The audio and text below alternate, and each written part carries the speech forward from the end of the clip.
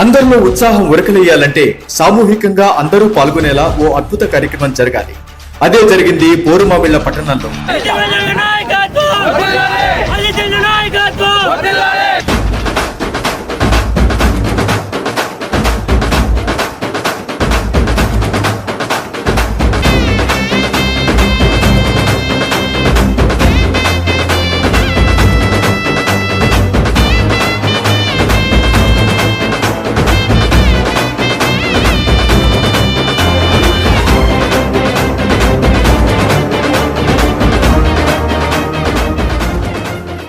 వందల కొద్ది ద్విచక్ర వాహనాలతో బైక్ ర్యాలీ, దాంతో పాటే నేల ఈనిందా అన్నట్టుగా కార్యకర్తలు అభిమానులతో రోడ్ షో.